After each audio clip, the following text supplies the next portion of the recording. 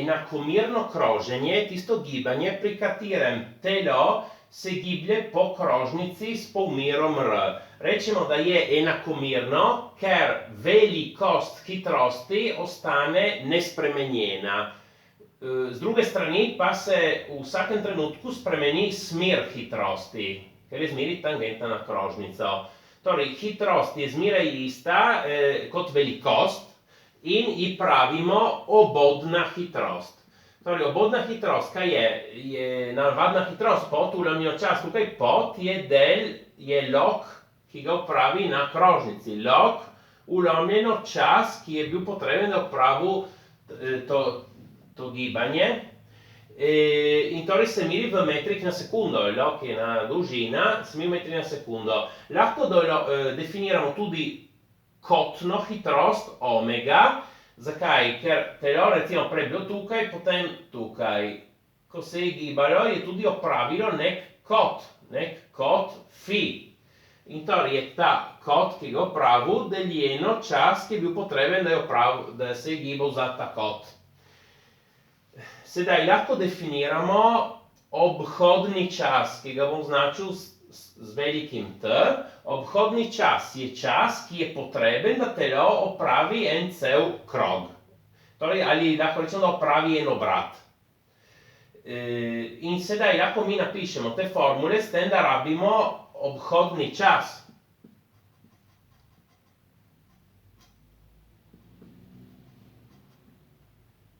Torej, v obhodnem času telo opravi cel krog. Torej, tukaj opravi log je obseg kroga. Obseg kroga je 2 r krat pi. V obhodnem času telo opravi kakšen kot 360 stopinj. Vsekakor tukaj rabimo mere v radianih. 360 stopinj je 2 pi radianov. Za intuicijo lahko mislite na kotno hitrost kot stopinje na sekundo, če vam pomaga. Vsekakor te stopinje potem je treba pretvoriti v radiane. In točno, torej katera je merska enota kotne hitrosti? Bi bili radiani na sekundo. Vendar radiani so adimenzionalni. Lahko rečemo, da nimajo merske enote, torej lahko rečemo, da merska enota od omega je 1 ulomljeno sekunda. Čeprav vi lahko imate v mislih stopinje na sekundo ali radiane na sekundo. 1 ulomljeno sekunda bi bila. Sedaj napravimo eno vajo, ker uporabimo to formulo, da V je 2 r pi ulomljeno obhodni čas. Torej, mislimo na dnevno gibanje Zemlje okoli svoje osi in zračunamo hitrost točk na ekvatorju. Zakaj na ekvatorju? Ker točke na ekvatorju se gibljajo po krožnici, ki ima isti polmer kot Zemlja. Če bi vzeli, na primer, bolj na severu en kraj, ta krožnica bi imela polmer, ki je manjši od polmera Zemlje. Zdaj, zato da je bolj enostavno računati, vzamemo prav točke na ekvatorju. Torej, z dnevnim gibanjem Zemlje se gibljajo z določeno hitrostjo. Zračunamo, koliko je ta hitrost. Torej, nam rabi polmer Zemlje, ki je 6370 km. To bomo pretvorili v metre, zato imamo standardne enote. Torej, 6370 km je 6.370.000 metrov. Zdaj napišemo s potencami od 10, torej 6,37 krat 10 na katero potenco. Torej, tukaj imamo 6 in nekaj, tukaj imamo 6 milijonov in nekaj. 6 milijonov je 6 krat 1 milijon. Torej, moramo dati 1 milijon, ki je 10 na 600. 10 na 600 metrov. In ta velik, torej, obhodni čas je en dan. En dan, koliko je? Vsaka ura ima 3600 sekund in 24 ur. Lahko zračunate, da dobimo 86.400 sekund.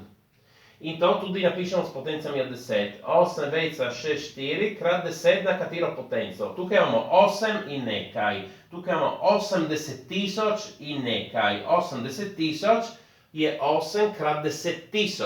10.000 je 10 na četrto. sekund. Sedaj lahko zračunamo, torej obodno hitrost je 2x r, torej 6,37 krat 10 na 600 metrov, 2x krat pi, sedaj damo že 3,14, ulomljeno t, ki je 8,64 krat 10 na četrto sekund. Sedaj, zato da zračunamo, bomo ločili potenco 10, torej kako napišemo? 2 krat 6,37 krat 3,14 ulomljeno 8,64 krat 10 na 600 ulomljeno 10 na četrto metrov na sekundo. Sedaj, to vi s kalkulatorjem lahko računate, z žepnim računalnikom lahko računate tudi samo to. In to sem že zračunal prej, je 4,63 krat, zdaj 10 na 600 deljeno 10 na četrto, 6 minus 4 je 2, je 10 na drugo metrov na sekundo. Sedaj, tukaj ima 10 na drugo je 100, tukaj imamo 4 in nekaj, bo prišlo 400 in nekaj, 463 metrov na sekundo.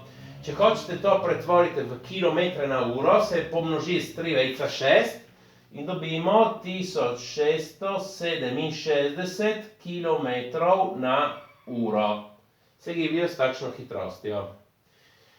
Sedaj, lahko definiramo eno novo količino, ki je frekvenca. Nam pove, koliko obratov telo opravi na sekundo. Frekvenco označujemo ponavadi s grško črko ni in je v bistvu po definiciji ena ulomljena obhodni čas. Zakaj? Torej, prej pogledamo mirsko enoto. Frekvenca torej ima kot mirsko enoto ena ulomljeno en čas, torej ena ulomljeno sekunda. Mirska enota od frekvence ena ulomljeno sekunda, vendar je dobila posebno ime herc. Kar verjetno ste že slišali. Tukaj pri kotni hitrosti smo imeli tudi mirske enote ena ulomljeno sekunda, samo se ne rabi, da bi rekli, da se meri v hercih, ker v resnici so bili radiani na sekundo. Torej, tukaj pa se rabi pri frekvenci eno ulomljeno sekunde herc. Sedaj, zakaj sta obratne vrednosti? In to je vzajemno, če ta prvi obratna vrednost od drugega, drugi obratna vrednost od prvega, torej tudi obhodni čas je obratna vrednost frekvence. Torej, če na primer za eno kroženje obhodni čas je 4 sekunde, torej rabi 4 sekunde, da opravi en obrat, frekvenca bo 1/4 herc. Torej, kaj pomeni? Naredi 1/4 obrata vsako sekundo. Precej je jasno. Z druge strani, recimo, da eno kroženje ima frekvenco 2 Hz. Pomeni, da naredi 2 obrata na sekundo. In koliko je obhodni čas? 1/2 sekunde. Pomeni, da je jasno, da rabi pol sekunde naredi en obrat. Če naredi 2 obrata v eni sekundi, če frekvenca je bila 2 Hz. Sedaj, te formule lahko napišemo tudi z frekvenco. Torej, obodna hitrost je 2x krat pi ulomljeno obhodni čas in mi lahko napišemo v tej obliki 2x krat pi krat 1 ulomljeno obhodni čas. Podobno tukaj za kotno hitrost. Tukaj napišemo 2pi krat 1 ulomljeno obhodni čas in 1 ulomljeno obhodni čas je prav frekvenca.